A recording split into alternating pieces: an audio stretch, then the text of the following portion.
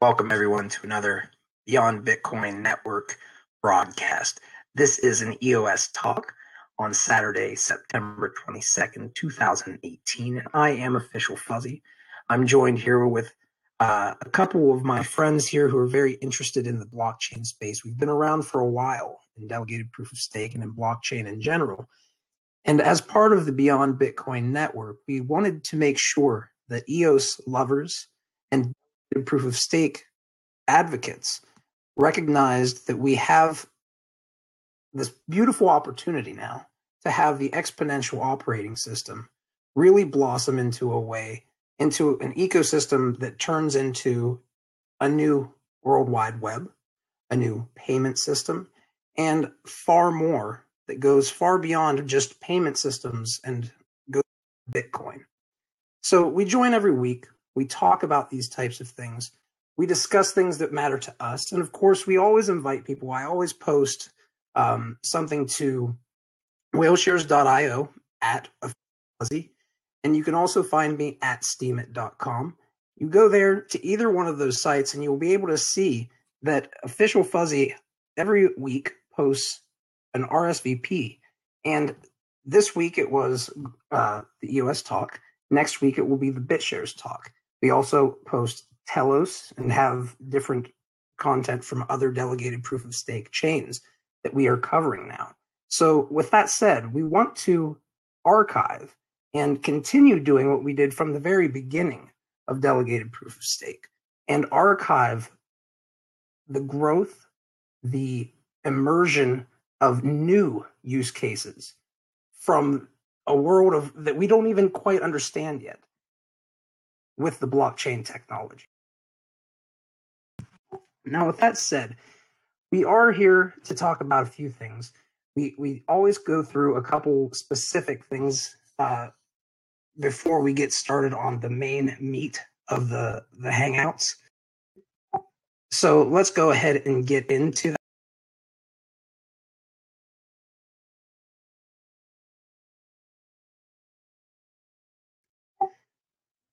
We first start out, and every time we have these Hangouts, we always make sure that we show the forum, which is EOSTalk, and this is where we started out. If you guys could pull up the EOSTalk Forums. I just want to make sure that everybody is aware that we do have the EOSTalk Forums here. They are based on mutual aid society chains that were created by the creator of EOS, Dan Larimer. And in addition to that, we have a test net that is actually for the EOS Bit chain that's going to back these decentralized forums in the future as a fourth estate to EOS and the delegated proof of stake system ecosystem in general. These started out on Steem as an MVP, and we wanted to make sure that everybody had access to our technology.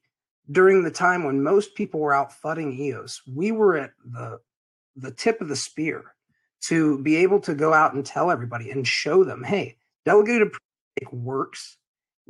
These forums that are EOS, that are for EOS, and they leverage the blockchain already. So we showed, rather than telling people how to combat the FUD, right? And you will run into a lot of this FUD. Now, if you guys can move over to Blocktivity real quick before we get started on the main show tonight.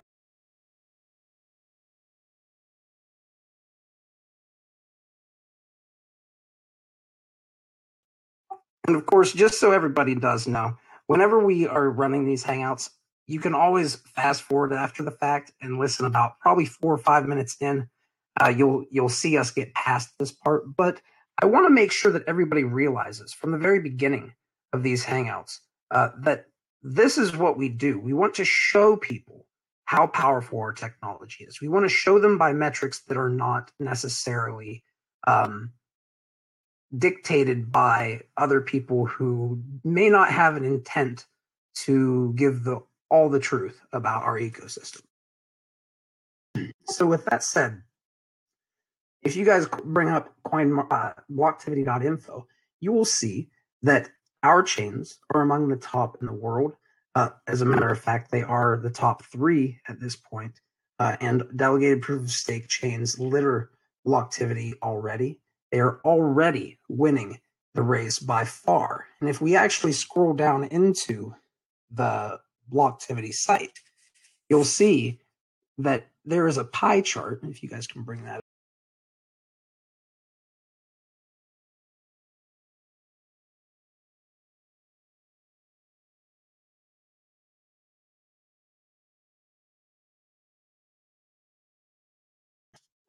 And you will see that we actually, between our top chains, we leverage our chains to do the majority of all the work in cryptocurrency. So we have been waiting for a long time, mass adoption. We've been wondering when it was going to happen. But meanwhile, most people were so interested in where the dollar bills were and just the price action. They forgot perhaps about some of the most important aspects of bringing value to the ecosystem. And if we reach mass adoption, we can't have kittens dying. We can't have the network failing. If we're going to reach mass adoption, we need to be able to handle potentially millions of transactions across the world, especially as IP version gets growing more and more, right? As all these disruptive technologies get going more and more, as automation grows, as AI grows, blockchains are going to require more and more. And we are already at the point where just one of our chains, BitShares, does pretty much the exact amount of transactions as the rest of them combined, other than EOS and Steam. Right? So look where we are.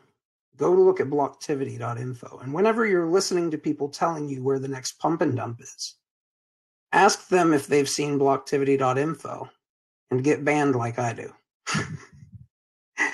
Now, with that said, we do have a lot of different interesting things that come up every so often in the delegated proof of stake ecosystems and in EOS ecosystems. And that's because there's a lot more that can be done with these chains. And because of that, there's a lot more to talk about. There's a lot more that we have to work on, right? There are a lot more tools that no one ever built before us because they were too worried about scaling. And one of those tonight is going to be universal resource inheritance. And this is the weekend of the London Hackathon. So I want to thank everybody who's out there across the street, the sea, who's traveled all the way there and paid good money to stay up there and to go visit people who are avidly trying to build valuable things in our ecosystem and meeting one another. And I want to thank everybody who is running those events. I want to let everybody know that I am there also, of course, in spirit, and that I know that all of you guys are there in spirit to be able to think about these things while we're on the World Wide Web, where we don't have geographic boundaries and we can still do certain things like connecting like this without ever having to get on an airplane, without ever having to do anything else but just reach out. And that's what we do here. So tonight, I want to reach out to all of you, and I want to give a quick overview of a slideshow that I've put together for the universal resource inheritance. I wanted to give my views on the ecosystem and my thoughts on how Dan is expressing all this and what the ecosystem can do with it, some of the dangers and the benefits. And of course, I want to bring up a couple other things that are interesting little factoids just to bring in along the way. So thank you for reaching out back and sitting here and listening to me on my diatribes. I do hope to bring some value to you, and I hope to teach you a little bit about what I know about and what I seem to spend all my time on since the very beginning of this. I think it's important, more than anything, that we teach each other what we know. So if you think that there's something that can be brought to the discussion that's valuable, go to our Discord on our forums, join up there, PM me, or just to join in the community there. And with that said, let's go ahead and get started on my discussion points that I would like to bring up about the universal resource inheritance.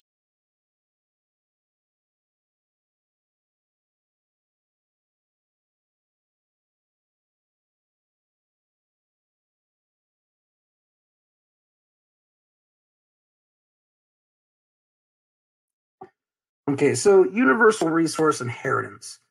A lot of people think of UBI when we discuss this, universal basic income.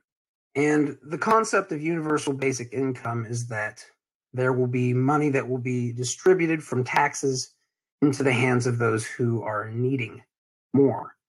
And traditionally, of course, there's always been a state or a central authority that would take care of all those things. They were not necessarily transparent. There were a lot of things that everyday individuals might not be able to know about on how those extra resources would be used. So historically, what we've had is a lot of things like communism and socialism end up turning into things like Venezuela and Argentina, and worse, communist Russia and gulags. And we have to be careful. I guess is the point to bring here with UBI. Universal basic income is historically, it has always ended in bad things for the people involved. And it was generally brought in because people were saying, okay, we have really powerful new technologies, like in the case of before World War I. The Industrial Revolution was kicking into play. There was a lot of chaos in the world because of this disruption of these new technologies coming online. And when these chaotic times occur, a lot of people will try to create money off the volatility that is created by that chaos. And we get wars and we get worse from it, if there is much worse.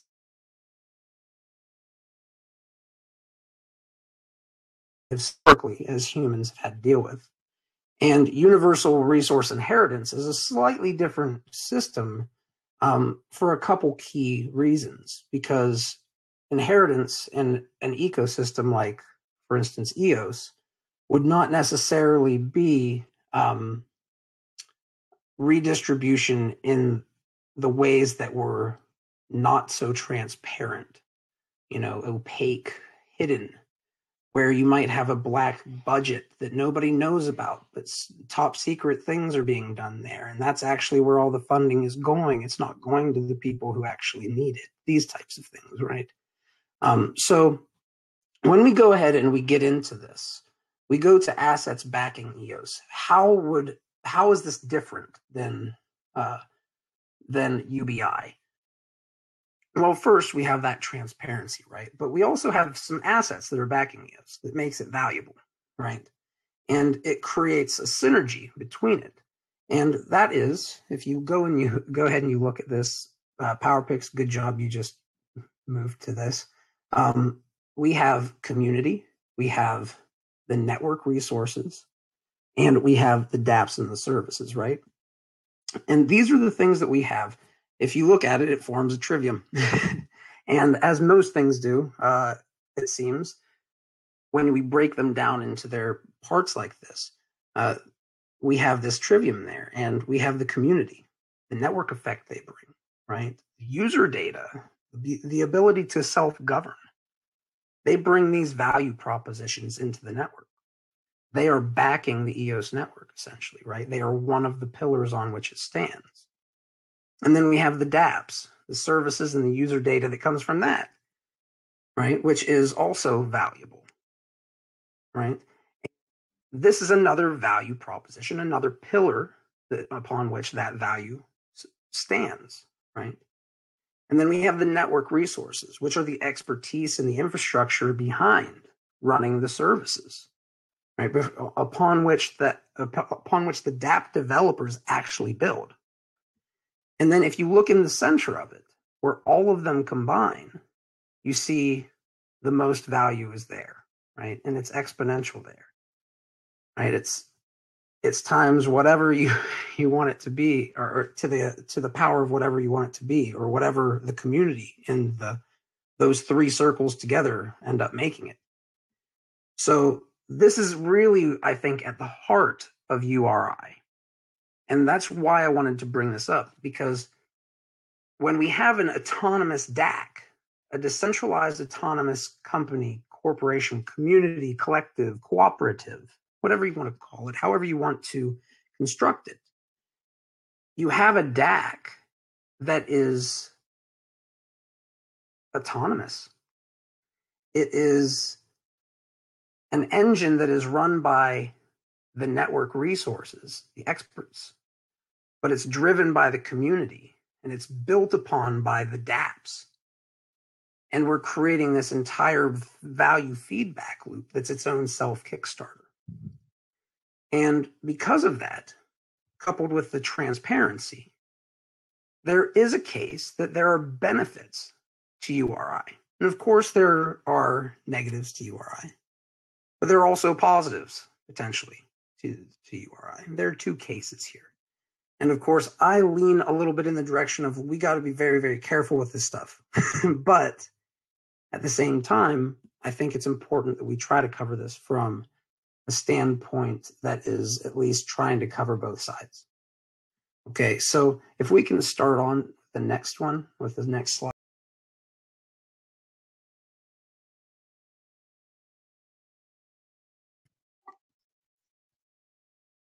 So what is URI?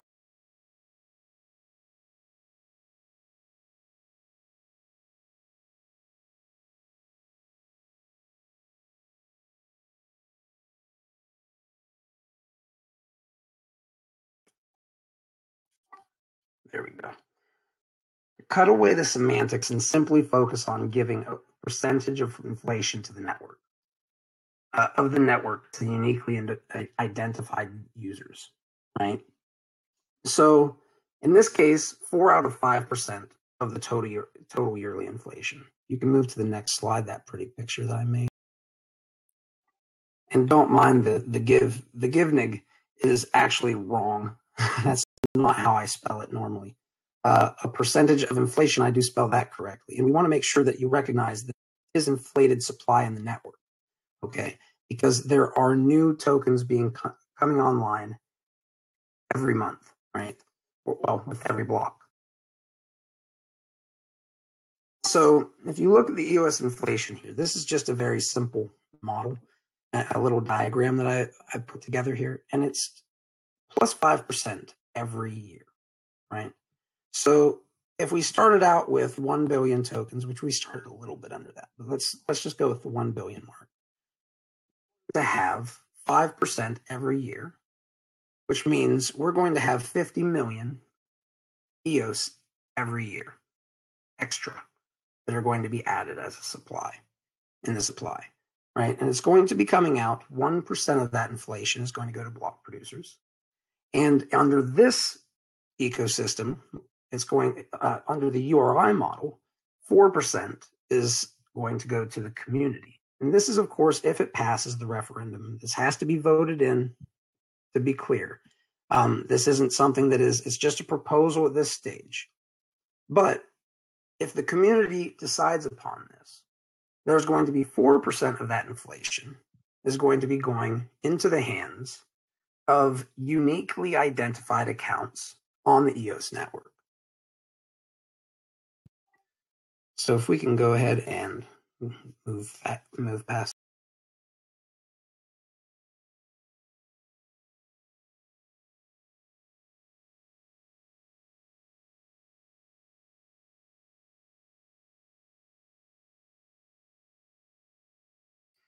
Okay, so if you guys look at this, if you look at the next one here, the average purchasing power, and I did the statistics on myself over the past 89 years, actually. So if you look at this chart, it's actually from 1929 that I did this on, okay? But at 1929, around right before it started, the value of the US dollar started going up, right? From that ditch. And that's, of course, around the time that we were ramping up and getting ready for a world war. And all of this economic stuff was going on, right? And what happened was, along the lines of this time, we had more inflation, but the average of the inflation was around 3.146. Actually, I think it's actually 3.151. I found it was very interesting that it was very close to pi, but which is a side note. But the fact of the matter is that this 3.15% inflation to the US dollar over time has also gone from, as you can see, the purchasing power due to that has been substantially lowered. And I'm talking substantially over the course of 110 years, right? We're looking at a very substantial drop in the value of the US dollar. And it seems to me that this is likely due to many things, probably partially due to the inflation and the misallocation thereof. And of course, historically, we know that the iron banks do exist. They've always existed. And we call them the iron banks because everybody apparently knows what the Game of Thrones is, but do not realize what the Federal Reserve is, while they're pretty much the same thing. Good way of teaching you.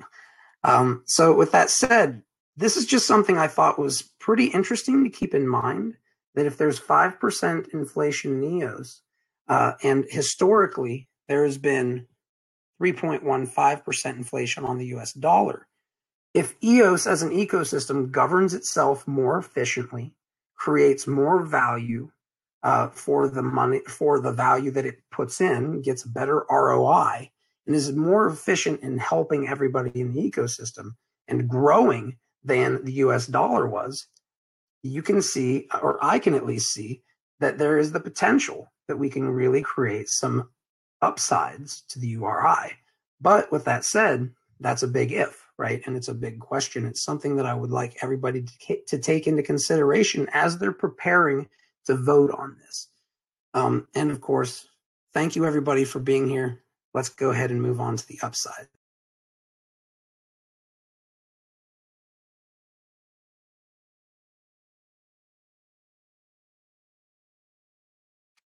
So some potential upsides to URI. I'm just going to go over this real quick. Network effect, combating hodler apathy, dilution of block producers without term limits, taking advantage of the internal economy, which is a very special one that we'll get into as well. I wish I had a good infographic for it. I will sit down and I promise you guys eventually I'll get it, or I'll get a competition for it. But right now, it was something that I really would like to do better. But we'll get into it and I'll still explain it tonight. Let's go ahead and move on to the network.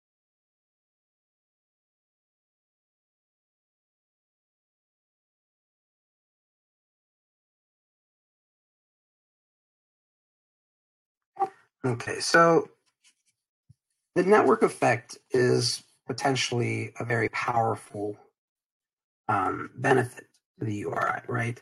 If we can bring on a lot more users, we can potentially create a lot more value in the ecosystem, because as we do know, social networks, online things, pretty well anything, really anything that has a network effect around it and a strong network effect around it is going to become more used, more of a standard that everybody gets habituated to using, to talking about. And that network effect, once it reaches a critical mass, creates a really valuable feedback loop for the community and those ecosystems, as long as they don't kill the goose that's laying the golden egg, which is effectively them. Okay, so with that said, how would they achieve the network effect?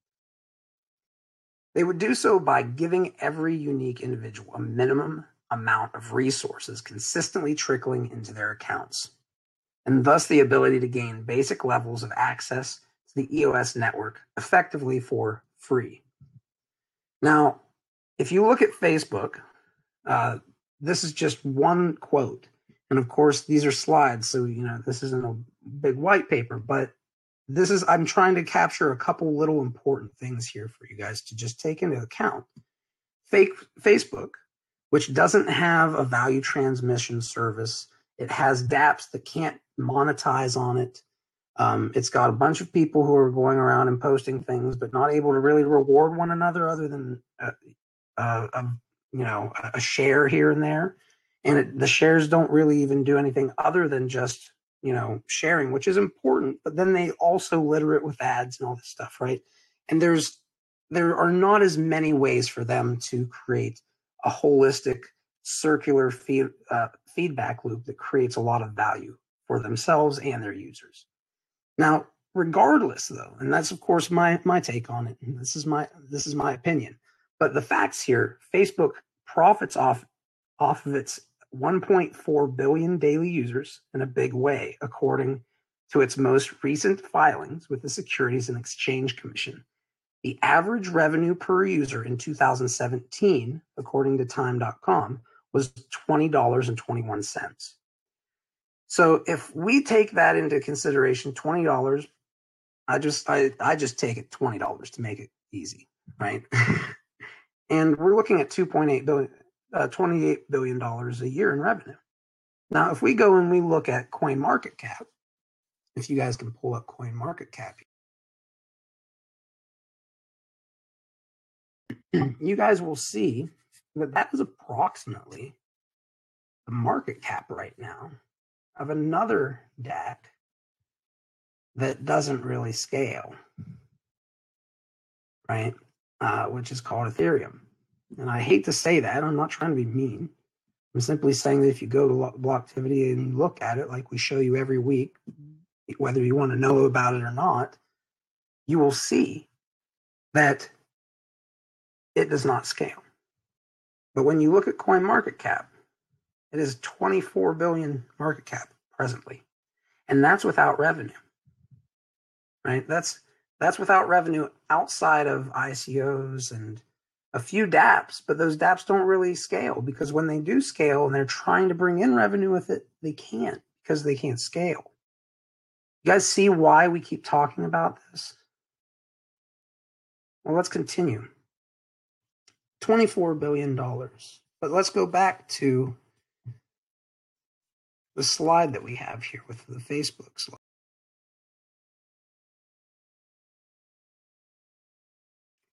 Because I want everybody to recognize that if we're looking here at the value of the EOS network,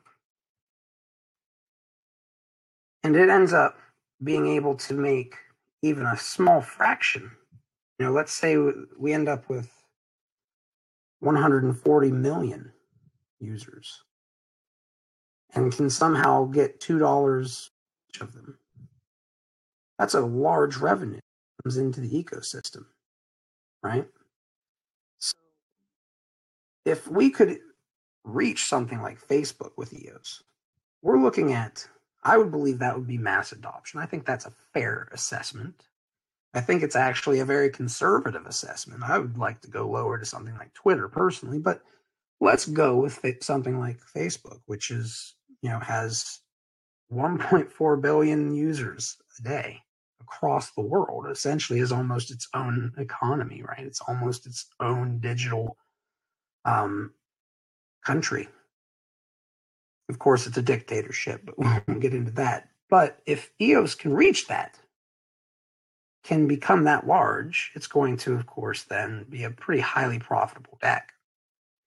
And if that's the case, then it's probably going to be making a lot more than what Facebook can, if it can efficiently achieve the things that the market wants. Now, that's network effect. If we can go ahead and move on, because I don't want to go too fast, but it's important that we move forward a little bit quicker.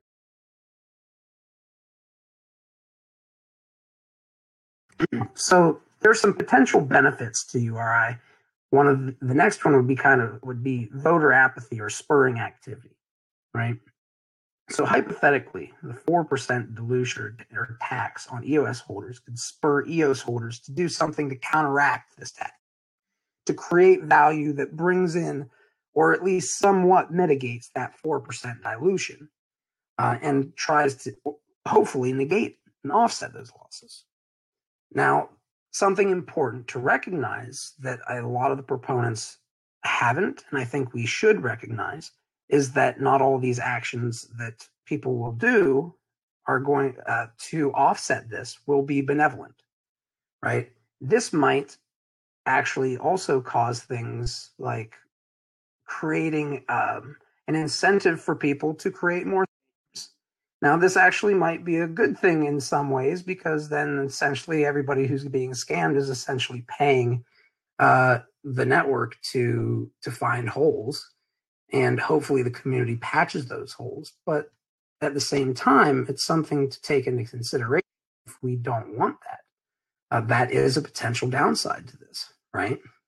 So let's go ahead and go to the next one.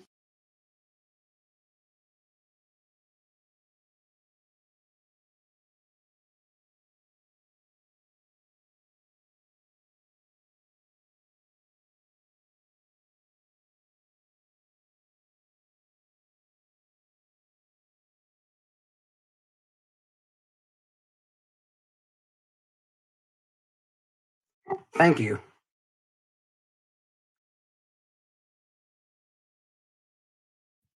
I wish that it seems like it's free. Okay, there we go. Potential benefits to URI. The next one is block producer dilution. And this is an important one that I think is also a reason why they're considering this. Block producers, if you look at it, people will vote in a block producer, but they generally don't vote them out unless they do something really bad.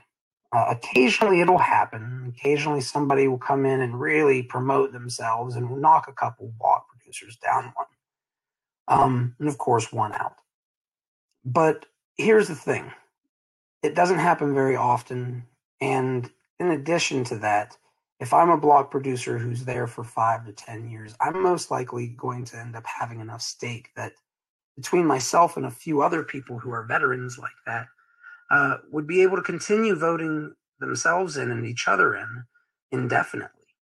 And one of the issues I think that, and one of the reasons I believe that they're also considering this, is that this would be a hidden tax on block producers as well, which would kind of cut down their ability to continue pooling more and more. Now, I'm not saying it would be a huge effect, but it is one effect. Now, obviously, I don't like that. I think that the best way that we do this, guys and girls, is to have term limits.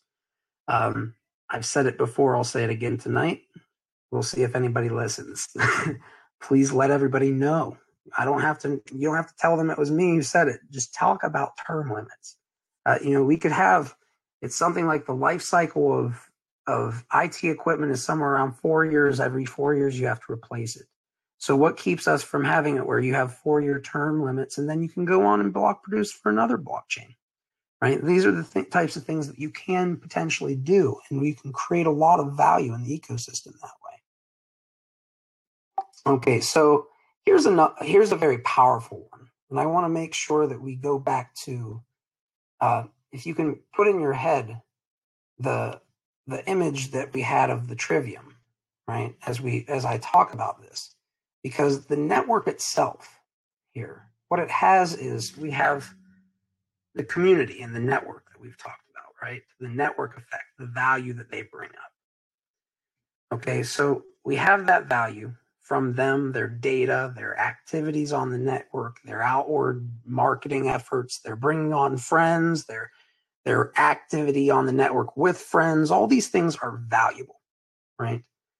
We have them, and they are also token holders, right? So what does a token holder generally do in cryptocurrency? You either hold or you trade them to try to get more of them. Arbitrage between them, or just simply trade between them. But that's about it, generally.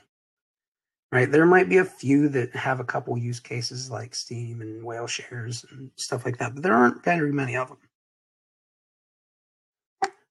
Now, with EOS, we have the introduction of bandwidth and the expertise of the block producers who are securing the network are obviously part of it, just like most cryptocurrencies. But the bandwidth on the EOS network is faster.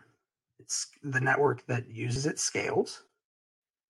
And in addition, you can lease that bandwidth by locking up tokens, right? So there's an incentive for the users to participate in the network. There's less reason to leave EOS, aka selling the tokens, which does what? Pushes the price downward. And there's more reason to buy EOS, hodl or hold, and create economic activity internally by using DApps and or participating in the bandwidth markets.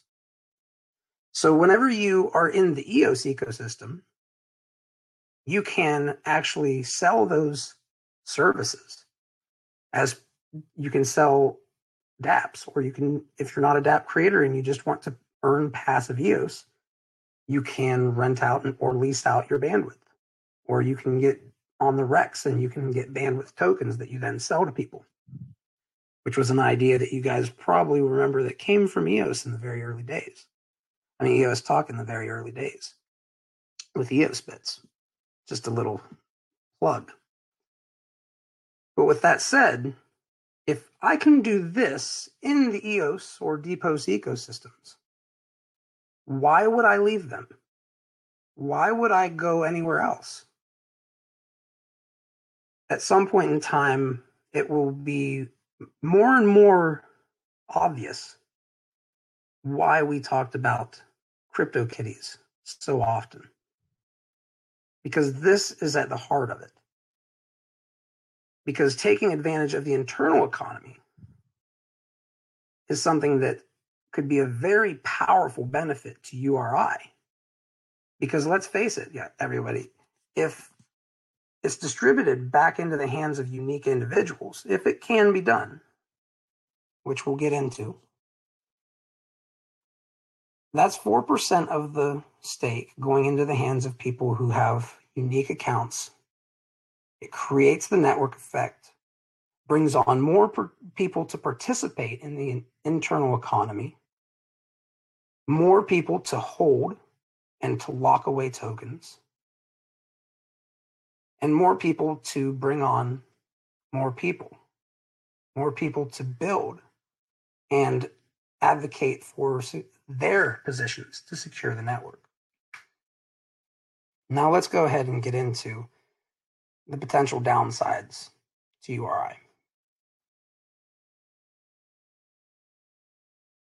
Because I didn't want to start off with the negatives, but there are some very negatives, and I'm not even going to go ahead and get into the economic aspects of it because it's a very touchy subject with a lot of people, and I'm not here to try to create division or anything. What I'm really trying to do here is make it clear some of the things that are very important that we look at, okay? Because there are some very important lessons I hope that we already take into consideration. And I also recognize that a lot of people who are out there just talking about when will EOS go to $1,000 aren't really talking about this. So if you're listening to them, make sure you listen to these types of things too, so you make sure it goes to $1,000 and doesn't harm people, including yourself. So let's get into the potential downsides. Gaming the system.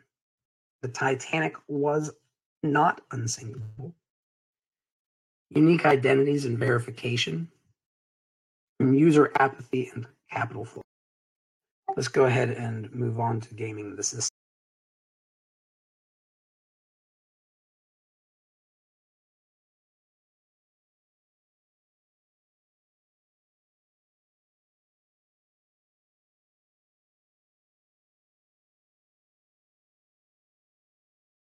Or my apologies. It's not gaming the system. It's oh, it is. Okay, sorry. So we got sock puppet accounts as the biggest one that I'm thinking of. Of course, there are many other potential ones, but they mostly all are going to stem from this. the creation of accounts that are sock puppet accounts. For people who are looking at this stuff, I want you to really take into consideration for a moment. Historically, throughout in history, we've had, as long as we've had elections at least, we've had people who've tried to rig those elections. They've tried to sneak people in to do extra voting. They've tried to do all kinds of other things. But generally, since voting democracies revolve around vote. If you get one person, one vote, you're going to need more people. So if I can create the illusion of more people without getting caught, I can sway an election and win, even though I shouldn't have. This is the kind of common sense thing that if anybody ever tells you that election fraud doesn't occur, they're probably committing election fraud. Okay? Because this does happen. Anybody can go search. It's hard to search it on Google these days for some odd reason, but we won't get into that. But one point is that sock puppet accounts are the rule in all systems. And that's including, especially, centrally administered government endorsed ones. But they're the rule, not the exception to the rule. They are the rule. I personally am not very aware of any systems that have really honestly, truly gotten around it. There are probably some that are better than others. But the point that I'm bringing up here is the Titanic was not unsinkable. And every time we come up with some amazing idea, look at television. This is the example I like to use. When the television set came out, there were people, you can go look it up. There were people who were saying that there would never be, that people would never go to war again. Because once you can see the atrocities on the television screen, no one will ever want to actually go to war. No one will ever want another person to go to war. It seemed so rational, reasonable, and humanistic at the time, right? It seemed so nice and so powerful. But in practice, it was not really that way, right? So the point is that these systems are never going to be unbreakable. Anything that comes up is going to have flaws, and that we should always take into account that URI and any proponent of URI who doesn't recognize or outwardly do so is also somebody that you should question a little extra. Because no system that we've ever found has been perfect. None has ever been unhackable. And because of that, anything can be hacked. And that's including life, like we've had genetic engineering, we've had Edna on here, or heart transplants is an earlier version of it. These are the types of things, well, that person would have died. We hacked that system, right? That's life. The most intricate system of all. And this too is, of course, a rule, not the exception. Let's go to the next one.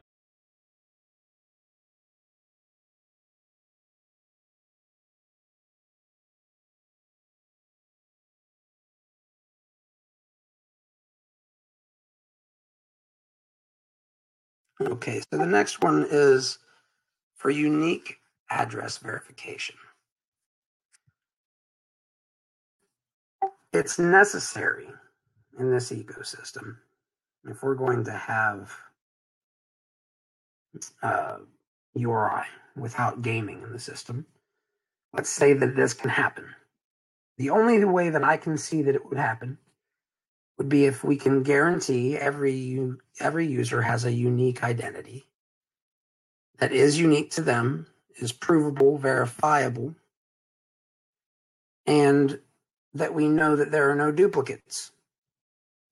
Because the moment that there are duplicates that can get in, then they are going to start taking an extra share of the pie, which means we have to cut the slices smaller for everybody else, even though they already got a slice.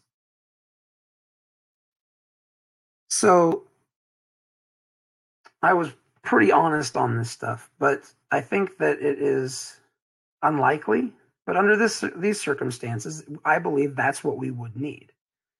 And if we connect these identities, even as extra layers on top of EOS, there are always going to be risks with privacy, man-in-the-middle attacks. There's so many different phishing attempts. I mean, how many of us have been scammed or hacked at some point in time for our personal identity?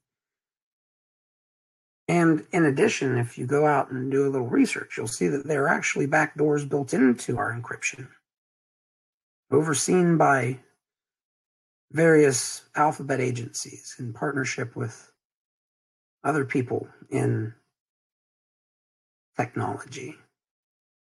Maybe like NIST. Who knows? NIST, NIST. Anyway, this is especially true for something people often overlook, going back to Facebook and the social networks especially, and probably more importantly, the search engines like Google, but metadata, right? We actually have now people who are on, we have Apple who's reading our emails to give us trust ratings, right? So these things are happening now. Google's doing these types of things. This is happening in really huge companies that have really smart people, a lot of resources to come up with solutions. And these are problems for them. Okay, so I'm going back to say, don't go back to the slide, but the slide of the Titanic is important to keep in your mind. Because the experts of the day said it would never sink. It was ungameable. It was impervious to any flaws that could be used to sink it, to take it out of operation. And that obviously wasn't the case. And these were indeed brilliant minds who built it, right? These people were not dummies. It was, in its own right, a very powerful creation. But it still went down. And I think we should keep that in mind as we now let's go ahead and move forward. I got a couple more slides, but we're almost finished. The potential downsides to URI, user apathy and capital flight.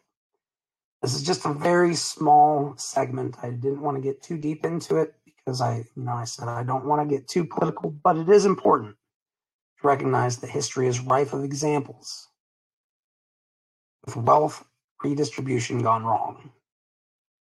This happens when capital is taken from productive hands and put into the non-productive hands, or maybe the hands that aren't as efficient. Though a system may temporarily be able to handle inflation into the hands of less efficiency for creating value, slide 5 will show you the effects of such inflation on the USD. And the point that I'm making here is not necessarily that the ones in need are the ones who were not productive, because I actually believe the Iron Bank was the one that was not productive because they were just pushing a button and printing more money, right? Or more fiat, right? Wheeling and dealing and getting us to be in debt to that fiat. But nonetheless, they were not very efficient value creators, and thus I believe partially why we have so many wars. Now, with that said, I don't know. I've never had the opportunity to be able to do this in a more transparent way. But it still could go wrong, because there is that behavioral tendency of humanity to sometimes become a little bit more lax on doing things. Right? I'm not saying everybody is going to do that. But if you have free money coming in and you don't have to work, a vast majority of people won't work. You can see that this happens in communist countries all the time. And it's also because, people who are in power don't understand how to allocate resources to workers either. But with that said, taxing large holders sounds like it's a wonderful thing to do in theory. But EOS does not exist in a vacuum. And the reason I say that, if other blockchains and blockchain ecosystems become more profitable for their holders than EOS, then they will move their capital from EOS and into DApps that earn more. Now, why do I say that? I always call EOS the exponential operating system, and you're going to hear a lot of people who don't ever say that. They're never going to say it. I'm in a good position where I can say it. I'm glad I can say it, even if it's not popular, because it's open source. It's exponential operating system. We can have any flavor we want. So I'm not against URI, everybody. I'm all for the experiment, if that's the route that you guys want to take and not all you want to take it. But I'm also up for other experiments, especially ones that share drop on us. And if you're interested in doing that, and experimenting with other things, let us know, because that's what Beyond Bitcoin has always been here for. And that's why we talk about Warbly and other things, but I won't get too far into that, other than to say that if EOS does take this route, it needs to make sure that it is still highly profitable for those large holders. Because if not, EOS does not exist in a vacuum. There will be competition that does not choose that route. Now, with that said, CoinMarketCap someday, I believe, will be filled with delegated proof of stake and EOS chains. I don't see any way around it.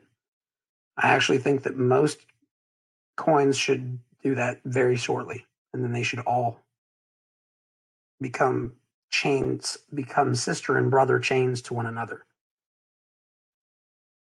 But let's go ahead and go to a couple of the questions I'd like to ask before we get to wrapping this up for the night. And I came up with a couple questions because as I was reading it, I was thinking these things, and there are a few real important things. And the one that really I thought was the most important for us to recognize was the identity stuff. How do we uniquely identify a person? But how do we also do that in a way that keeps in line with what Dan said from the very beginning and why I got into working with him? His goals are to secure life, liberty, and property for everyone, right? That is what he says. That's what he's consistently said over time. So my question, I have a few of them. One of them I didn't put on here is when term limits. The next one is, how will EOS monetize these users that it wants to bring on? It's a very important question to ask everyone, because when we look at all these other platforms like Facebook, how do they monetize users? By making sure your data is not yours. Sure, you can have access to it if they let you. Generally, they'll let you unless there's something wrong, like maybe you're wrong political leaning, or I don't know, probably that's most likely. But they're taking that data. You're giving it to them carte blanche by being on their platform. Same with Google. If you're not using a VPN, your ISPs are doing it. They're taking all of it and they're siphoning it over to NSA and other alphabet agencies, all propagated across the world, backed up in multiple resilient places, because why not have resilient backups of all of our data that we don't own? So use it on monetizing us? So that's a very big question. How will EOS monetize these users? How will Block One monetize these users? Which is a specific question and a slightly different one, because I want to make it clear, Block One holds a lot of tokens in EOS, but they are not EOS. So they too are a company that wants to be profitable. They too are larger holders. They too will be diluted. How do they plan to monetize those users to get an ROI? It's another question we should ask. How will we ensure unique identity? This is another huge one, right? There are many ingenious ways to do this. Many ways that other brilliant people have come up with. But the thing is, none of them have been foolproof. And I seriously don't know if there is a foolproof one. And a kind of subtopic to that is, how will proof of life work? I suspect it'll be actions on a phone or on a device at some point in time, coupled with something biometric or a facial recognition of some sort. But I don't know.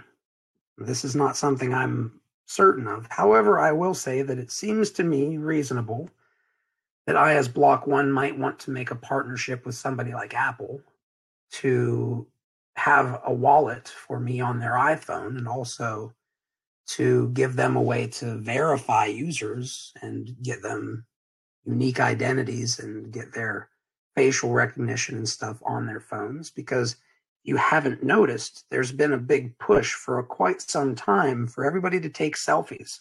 It was a cultural change pushed forward by a bunch of people in positions to push cultural agendas. We call them entertainers. But that is one of those things that is a database that everybody is getting these facial recognition. And this is a very serious question that we should be asking ourselves. How will proof of life work? Will it be something that gives us power? Will it take power away from us? I don't know. I'm simply saying there are potential things that are going on I'm not sure of, but they do give me clues as to maybe what they are thinking. And they might be thinking about something like that because there are approximately 700 million iPhone users in the world. Many of them are in third world countries, ironically, in second world countries, but all of them are a demographic that would be valuable to bring on to EOS. And then, will these unique identities, verifications, will they compromise our privacy and our anonymity and our rights thereof? There's a lot to this ecosystem, and we're also dealing with legal aspects that are quite difficult. The internet has always enabled privacy and anonymity, even in various ways. There are people, who've focused on doing that and attempting to make sure that happens. Obviously, no system is faultless. There are always ways around it, and arguably, at this point, there is no privacy or anonymity. But with that said, even though I hear people keep saying, as an answer to my question, we don't have privacy or anonymity now, as though that's the answer. And I think we can do better. So let's go ahead. And I wanted to bring up something, if you can move on to the other diagram. If you guys can do me a favor, I'll go ahead and reward anybody who puts in a comment this slideshow, and I'll give it in the Discord here. But I want everybody to look over this slide. It's not for me. I did not create this slide. I wanted to, actually. But then I realized, wait a second, it might just be foolish for me to do that. There's generally somebody else out there who's done something really, really good. And I think that this was a really good one.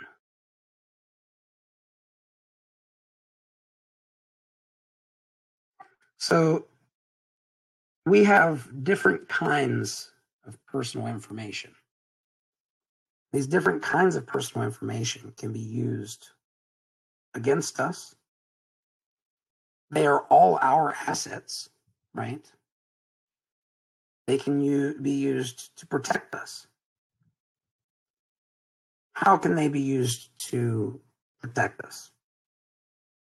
Verification of an account or an identity can protect you from having your email account hacked or your bank account hacked or a number of other things, right? We always tend to have various pieces of information that we can leverage, secrets, to protect us. And this is something that we should take into account whenever we are considering the application of identity verification.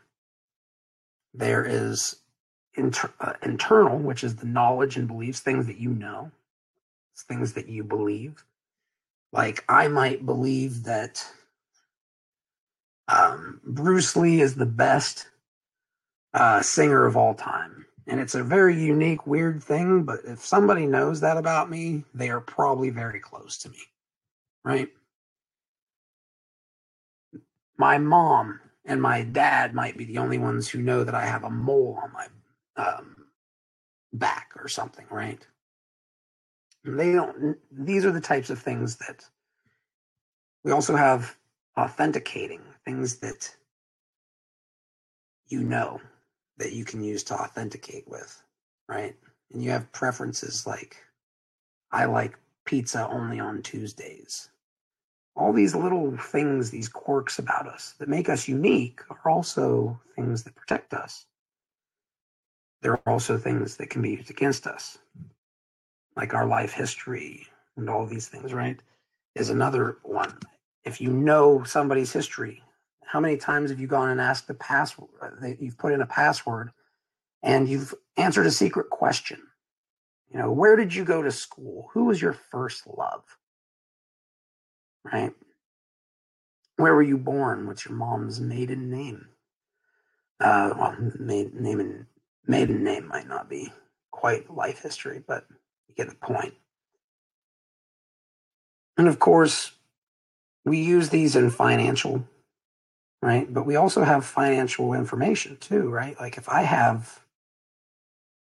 somebody can see all my purchases that I do online or using a credit card, because it's so much easier to track those, it can make systems more efficient. It can make them much more secure, which also helps with efficiency to a degree, right? If you don't have to worry as much about the system having a bunch of security holes, you focus on being more efficient. But all these things, what you own, account names, transactions, how much debt you have, are very important piece of information about you. People can use that against you. If I know that you're in a lot of debt, I might come to you as a fisherman on the internet and say, "Oh, I'm from Africa, and my dad was a king, and I'm a prince, and I just need $10,000, and I'll be able to have access to my millions of dollars in fortune. I'll give you $30 million." You know, that type of stuff. You become a target if I know that information, and I like to do those things. That's just an example, right? But then we also get into things like the external information, like whenever I'm on the internet, right? I go on and how many times have people asked you your personal information? What is your name? What's your birthday? Those types of things. Your ethnicity. That, of course, has an extra connotation these days with South Africa and white people being murdered and having land taken from them because of the various things that are going on because of demographics and ethnicity and division that has been created intentionally based on these things. So ethnicity and knowing your tribe can be a protective factor, but it can also be used against us, right? We could also say, oh, this person based on their ethnicity is prone to certain diseases. We can attack this person and never, these are the types of things that it's not comfortable to talk about it in EOS. And it's more comfortable to talk about Moon, but these are the types of things that we do need to take into consideration. There are a lot of things around things like ethnicity and sexual things, right? Knowing sexual preference, there's stuff that can be used against you there. There are ways that it can protect you, right? There are ways that these types of information can be used to protect you and verify you are who you are. Behavioral stuff is a great one. And of course, it's one of the ones that ties into metadata so well, right? If there's a crawler that's crawling through my emails trying to figure out if I'm a trustworthy person or not, it's trying to find a behavioral identification, like markers that patterns of behavior that are unique to me, like a snowflake, but I don't see them. Right? I don't see the big picture because it's over a long period of time and a huge data set that requires computers to look at. Demographic data, where you're located, medical and health, physical characteristics, these types of external personal information can be used to help us or to harm us. Of course, I'm a very big fan of, and this is the area where I kind of like the most, but I also have to recognize it's a very interesting place that we're going with AI that is able to pass the Turing test. But this is social stuff, right? There are connections. I love the idea of webs of trust in some way, shape, or form. And Dan has talked a little bit about it and hinted towards some kind of webs of trust stuff. I'm hoping that is partially the case. We'll see. He says that they've got it solved. I'm always skeptical until I see it, and I hope that I'm wrong. But if there's a way of having a web of trust where people that you trust can verify you are who you are, maybe even give you some tokens in the process, that would incentivize people to collaborate and kind of work to mine tokens for each other. But you could have social connections that would help to accomplish that and could be leveraged, right? Within professional circles. Obviously if there's, I don't want to say criminal circles, but if, there's information about criminal background, somebody knows about that, that's important. And that's a way that can be identifiable. Public life, family and social network, communication, all of these things. If you know the information about somebody in any of these spheres on this sheet here, you can use that to harm them. And on the other side, somebody can take this information from any of these spheres for themselves and leverage it to protect themselves.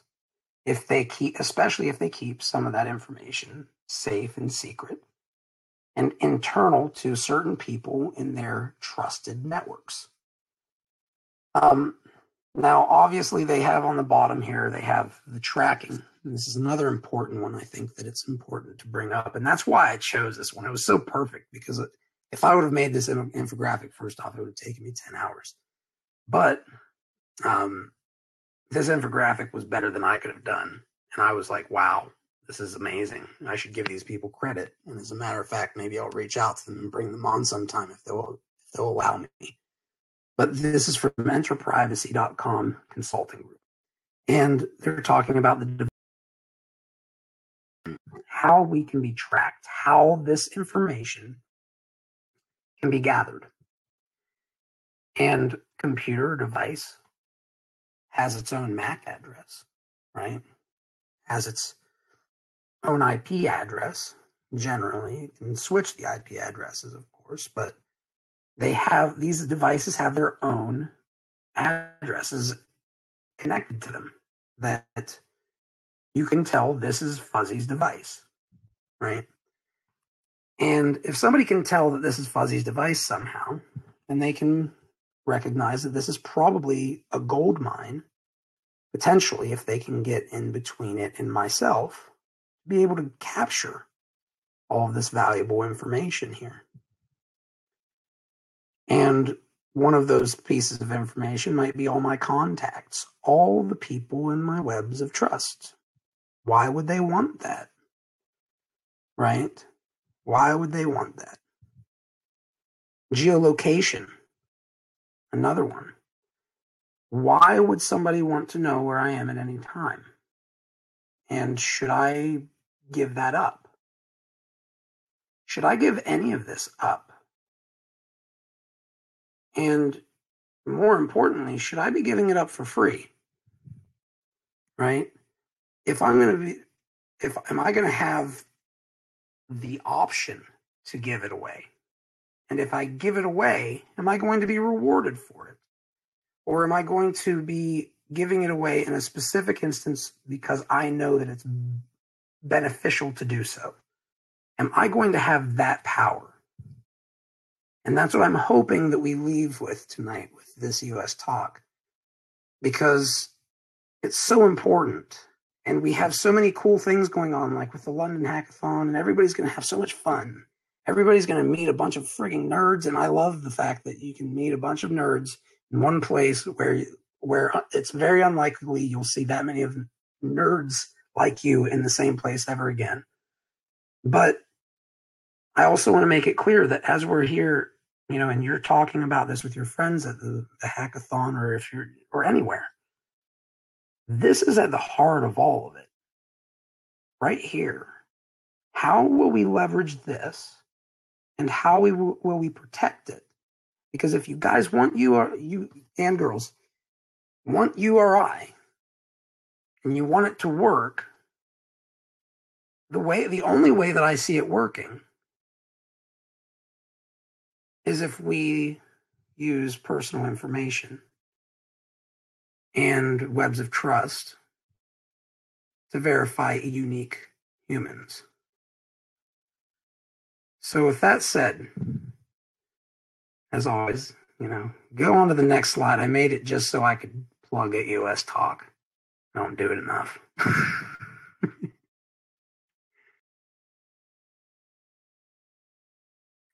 We are EOSTalks. Started this not to be popular, not to bring hundreds of thousands of views to people who want to talk only about when the price of action is going to occur. I got into this a long time ago for a very specific reason. And that was because I believed in what Dan said when he said he was wanting more than anything with blockchain technology to ensure life, liberty, and property. And this URI thing is at the heart of that. But even more so at the heart of it, I believe, is identity. I think it's something that we never want to lose control of. Our own identity, our own information, and something that we should always be given the opportunity to give away or be paid for. And I think that's where we're moving, if we haven't already moved there. And I think it's also important that we never forget it as we move forward. Because everybody's talking about the money, if you notice. But we're forgetting something very important. And that is at the heart of why the other times UBI failed. Now, with that said, have a good one, everyone.